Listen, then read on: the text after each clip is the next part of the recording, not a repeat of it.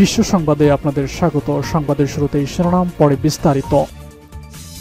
পুরোদমে Iran, Israel এবং নিরীহ ফিলিস্তিনিদের মাঝে ভয়াবহ যুদ্ধ চলছে হামলা পাল্টা হামলা। এরই মাঝে আমাদের হাতে এসে পৌঁছেছে এই যুদ্ধের সর্বশেষ গুরুত্বপূর্ণ সবথেকে তাজা আপডেট সংবাদ আপনাদের জানিয়ে দিব। প্রথমেই জানাবো, নেতানিয়াহুকে ইরানি বিজ্ঞানীরা দেখাবেন তারা কি করতে পারে, বললেন ইরানের পররাষ্ট্রমন্ত্রী সৈয়দ আব্বাস আরাকচি। 12 দিনের সংঘাতে ইহুদিবাদী ইসরায়েলি সরকার লক্ষ্য অর্জনে ব্যর্থ হয়েছে উল্লেখ করে ইরানের পররাষ্ট্রমন্ত্রী আব্বাস আরাকচি জোর দিয়ে বলেছেন, ইরানি বিজ্ঞানীরা এখন থেকে নেতানিয়াহুকে দেখাবেন যে তারা কি করতে সক্ষম। আজ এক প্রতিবেদনে এই তথ্য জানিয়েছে ইরানের আধা সরকারি সংবাদ সংস্থা মেহের নিউজ এজেন্সি। এরপর জানাবো, মধ্যপ্রাচ্যে ছাড়িয়ে বৈশ্বিক কূটনীতিতেও জায়গা করে নিয়েছে ইরান। মধ্যপ্রাচ্যের অন্যতম শিয়া অধ্যুষিত মুসলিম প্রধান রাষ্ট্র ইরান নিয়ে বরাবরই উদ্বিগ্ন অঞ্চলটির অন্যান্য দেশ এবং যুক্তরাষ্ট্রসহ পশ্চিমা বিশ্ব, বিশেষ করে 1979 সালে ইসলামী বিপ্লবের পর যুক্তরাষ্ট্র ও পশ্চিমা বিরোধী ইরান সরকার তাদের নিজস্ব অস্ত্র সমৃদ্ধ সক্ষমতা অর্জন করেছে, এখন পারমাণবিক কর্মসূচি চালিয়ে যাচ্ছে। তারা ইহুদিবাদী ইসরায়েলের ঘুম হারাম করে দিয়েছে। এদিকে পানি নিতে গিয়ে ইসরায়েলি হামলায় নিহত 700 ফিলিস্তিনি। গাজায় পানি নেওয়ার জন্য অপেক্ষায় থাকা ফিলিস্তিনিদের উপর ইহুদিবাদী ইসরায়েলের হামলায় শিশুসহ অন্তত 700 জনের বেশি ফিলিস্তিনি নিহত হয়েছে বলে জানিয়েছে দেশটির মিডিয়া অফিস। এদিকে এবার গাজার পথে ত্রাণবাহী নতুন জাহাজ হান্দালা।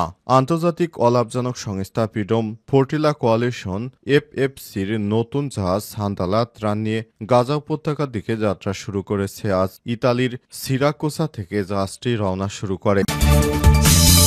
এবং সর্বশেষ জানাবো, যুক্তরাষ্ট্রের সঙ্গে ফের আলোচনা হবে, যৌক্তিক শুল্ক নির্ধারণের আশা বাণিজ্য উপদেষ্টার। শুল্ক ইস্যুতে সামনের সপ্তাহের মাঝামাঝিতে যুক্তরাষ্ট্রের সঙ্গে ফের নতুন করে আলোচনা হবে, এই কথা জানিয়েছেন বাণিজ্য উপদেষ্টা শেখ বশির উদ্দিন। প্রিয় দর্শক, এতক্ষণ শুনছিলেন সংবাদ শিরোনাম, এবারে বিস্তারিত।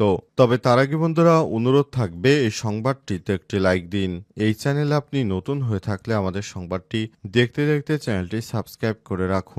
কমেন্ট করে বন্ধুরা আপনার মূল্যবান মতামত জানিয়ে দিন আপনি বিশ্বের কোন দেশ থেকে বা বাংলাদেশের কোন স্থান থেকে আমাদের সংবাদটি দেখছেন এবং শুনছেন। আর বন্ধুরা, গাজা যুদ্ধে আপনি যদি নিরীহ ফিলিস্তিনিদের ভালোবেসে থাকেন, কমেন্টে ইয়েস লিখে বিশ্ববাসীকে জানিয়ে দিন। সংবাদটা আপনার সোশ্যাল মিডিয়া ফেসবুকে শেয়ার করে বন্ধুদেরও দেখার সুযোগ করে দিন। এবারে বিস্তারিত। নেতানিয়াহুকে ইরানি বিজ্ঞানীরা দেখাবেন তারা কি করতে সক্ষম, বলেন আরাকচি। 12 দিনের সংঘাতে ইসরায়েলি সরকারের লক্ষ্য অর্জনে ব্যর্থ হয়েছে উল্লেখ করে ইরানের পররাষ্ট্রমন্ত্রী সৈয়দ আব্বাস আরাকচি জোর দিয়ে বলেছেন, ইরানি বিজ্ঞানীরা এখন থেকে নেতানিয়াহুকে দেখাবেন যে তারা কি করতে সক্ষম। আজ এক প্রতিবেদনে এই তথ্য জানিয়েছে ইরানের আধা সরকারি বার্তা সংস্থা মেহের নিউজ। এক্সে দেয়া পোস্টে ইরানের পররাষ্ট্রমন্ত্রী আরও বলেছেন, নেতানিয়াহু প্রায় 2 বছর আগে গাজায় বিজয়ের প্রতিশ্রুতি নিয়েছিলেন। শেষ পরিণতি যুদ্ধ অপরাধের জন্য গ্রেপ্তারি পরোয়ানা এবং 2 লাখ নতুন হামাস নিয়োগ। তিনি ইসরায়েলের প্রধানমন্ত্রীর স্বপ্ন দেখেছিলেন ইরানের 40 বছরের বেশি সময়ের শান্তিপূর্ণ পারমাণবিক অর্জন তিনি মুছে ফেলতে পারবেন। শেষ ফলাফল, তার ভাড়াটে সেনারা ডজনখানেক ইরানি বিজ্ঞানীকে হত্যা করেছে, কিন্তু তারা প্রত্যেকেই 100-র অধিক দক্ষ শিষ্যকে প্রশিক্ষণ দিয়ে গেছেন। তারা নেতানিয়াহুকে দেখাবেন যারা তারা কি করতে সক্ষম। আরাকচি আরও বলেছেন, ইরানি নেতানিয়াহু কোনো যুদ্ধ লক্ষ্য অর্জন করতে সক্ষম হয়নি এবং যখন আমাদের শক্তিশালী ক্ষেপণাস্ত্র ইসরায়েলি সরকারের গোপন স্থানগুলোকে ধ্বংস করে দিয়েছে, তখন তিনি নেতানিয়াহু তার বাবার কাছে ছুটে পালিয়েছিলেন। তিনি এখন প্রকাশ্যে নির্দেশ দিচ্ছেন ইরানের সঙ্গে আলোচনায় আমেরিকার কি বলা উচিত এবং কি করা উচিত নয়। প্রসঙ্গত, গত 13 জুন ইরানের বিরুদ্ধে আগ্রাসন শুরু করে ইসরায়েল এবং 12 দিন ধরে ইরানের সামরিক, পারমাণবিক এবং আবাসিক এলাকায় আঘাত করে 12 জুন ইরানের নাতানজ, ফোর্দো এবং ইস্পাহানে পারমাণবিক স্থাপনায় সামরিক আক্রমণ চালায় যুক্তরাষ্ট্র। ইহুদিবাদী ইসরায়েল ইরানে হামলা চালিয়ে কোনো স্বার্থই অর্জন করতে পারেনি, বরং তারা ব্যর্থ হয়েছে। মধ্যপ্রাচ্য ছাড়িয়ে বৈশ্বিক কূটনীতিতেও জায়গা করে নিয়েছে ইরান। মধ্যপ্রাচ্যের অন্যতম শিয়া অধ্যুষিত মুসলিম প্রধান রাষ্ট্র ইরান নিয়ে বরাবর উদ্বিগ্ন অঞ্চলটি অন্যান্য দেশ এবং যুক্তরাষ্ট্র সহ পশ্চিমা বিশ্ব, বিশেষ করে ১৯৭৯ সালের ইসলামী বিপ্লবের পর যুক্তরাষ্ট্র ও পশ্চিমা বিরোধী ইরান সরকার তাদের নিজস্ব অস্ত্র সমৃদ্ধের সক্ষমতা অর্জন করেছে এবং পারমাণবিক কর্মসূচি চালিয়ে গেছে। দেশটির সমরস্ত্রে এই সক্ষমতা অঞ্চলটিতে একচ্ছত্র আধিপত্য বিস্তারকারী যুক্তরাষ্ট্র ও ইসরায়েলের ঘুম হারামের কারণ হয়ে দাঁড়িয়েছে। এর ধারাবাহিকতায় বিভিন্ন সময় গোয়েন্দা তৎপরতা ও অর্থনৈতিক নিষেধাজ্ঞায় কোণঠাসা করার চেষ্টা করা হয়েছে ইরানকে, কিন্তু তাতে পারস্যের এই দেশকে দমানো সম্ভব হয়নি। তবে সর্বশেষ জাতিসংঘের আন্তর্জাতিক পরমাণু শক্তি সংস্থা এর দেয়া তথ্যে নতুন মোড় নেয় ইরান এবং ইসরায়েল যুদ্ধের মধ্যকার উত্তেজনা। পরমাণু অস্ত্র অর্জনের খুব কাছাকাছি রয়েছে তেহরান এমন মিথ্যা তথ্য দিলে ইহুদিবাদী ইসরায়েল ইরানে হামলা চালায়। তবে ইরানে হামলা চালিয়ে তারা কোনো কিছুই অর্জন করতে পারেনি, বরঞ্চ তারা আরও ব্যর্থ হয়েছে। বরঞ্চ ইরান আরও পৃথিবীর কাছে এখন থেকে অনেক শক্তিশালী রাষ্ট্র প্রমাণিত হয়েছে, কারণ তারা নিজেরা কখনোই যুদ্ধবিরতি দিতে চায়নি। ইহুদিবাদী ইসরায়েল ইরানের ক্ষেপণাস্ত্র হামলায় কোণঠাসা হয়ে পড়ে এবং সর্বশেষ তারা নিজেরাই যুদ্ধবিরতি করতে ইরানের প্রতি হাতে পায়ে ধরতে শুরু করে এবং ইরানের সম্মান আরও বৃদ্ধি পেয়েছে। পানি আনতে গিয়ে ইসরায়েলি হামলায় শিশুসহ ৭০০ জন ফিলিস্তিনি নিহত।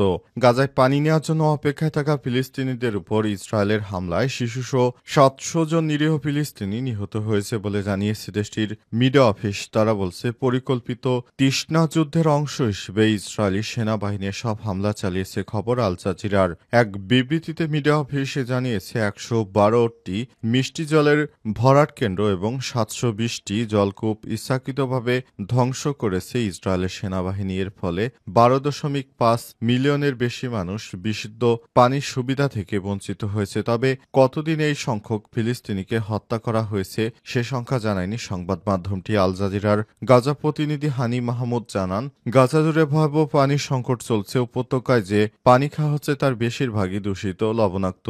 জীবনের ঝুঁকি রয়েছে ওই দূষিত লবণাক্ত পানি নিতেই হুমড়ি খেয়ে পড়ছে গাজার বাসিন্দারা।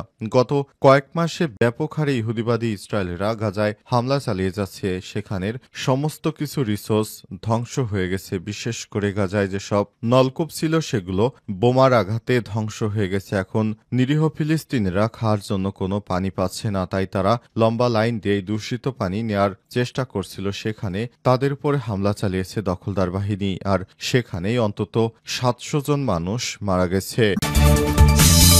যুক্তরাষ্ট্রের সঙ্গে ফের আলোচনা হবে। যৌক্তিক শুল্ক নির্ধারণের আশা বাণিজ্য উপদেষ্টার। শুল্ক ইস্যুতে সামনের সপ্তাহের মাঝামাঝিতে যুক্তরাষ্ট্রের সঙ্গে ফের আলোচনায় বসা হতে পারে বলে জানিয়েছে বাণিজ্য উপদেষ্টা শেখ বশির উদ্দিন। সোমবার ১৪ জুলাই বাণিজ্য মন্ত্রণালয়ের ব্যবসায়ীদের সঙ্গে বৈঠক শেষে তথ্য জানান তিনি। বাণিজ্য উপদেষ্টা বলেছেন, তৃতীয় রাউন্ড আলোচনার প্রস্তুতি নেওয়ার জন্য এবং অর্থনৈতিক কিছু বিষয় স্টক হোল্ডারদের সঙ্গে আলাপ করলাম, আরও করব। ভালো ফলাফল পাওয়ার জন্য সার্বিকভাবে সবাই একত্রে কাজ করছি। যুক্তরাষ্ট্রের সঙ্গে আলোচনায় যথেষ্ট উৎসাহব্যঞ্জক এবং আলোচনা যথেষ্ট এগিয়ে নিয়েছি। তিনি বলেছেন, ব্যবসায়ীদের কাছ থেকে সুন্দর কিছু পরামর্শ পেয়েছি, সেগুলোকে কাজে লাগাবো। তৃতীয় ধাপের আলোচনার জন্য যুক্তরাষ্ট্রের কাছে সময় চাইব। হয়তো সামনের সপ্তাহের মাঝামাঝি নাগাদ সে সময়টি পেয়ে যাব আশা করি। যৌক্তিক শুল্ক নির্ধারণ করবে যুক্তরাষ্ট্র। তিনি আরও বলেছেন, যদি তুলনামূলকভাবে কোনো বৈষম্যমূলক অবস্থান বা তৈরি হয় তাহলে আমাদের ব্যবসায়িক প্রতিষ্ঠানগুলো নিজস্ব সক্ষমতা দিয়ে সফলতার সঙ্গে ব্যবসা করে যাবে। বাংলাদেশ মনে করে যৌক্তিক শুল্ক হচ্ছে শূন্য। বাংলাদেশ যুক্তরাষ্ট্রের মধ্যে নন ডিসক্লোজার এগ্রিমেন্ট কাজ জানিয়ে বাণিজ্য উপদেষ্টা বলেছেন, তাই চুক্তি বিষয়ক কোনো প্রশ্নের জবাব দেব না। দুই দেশই বাণিজ্য ঘাটতি কমাতে চায়।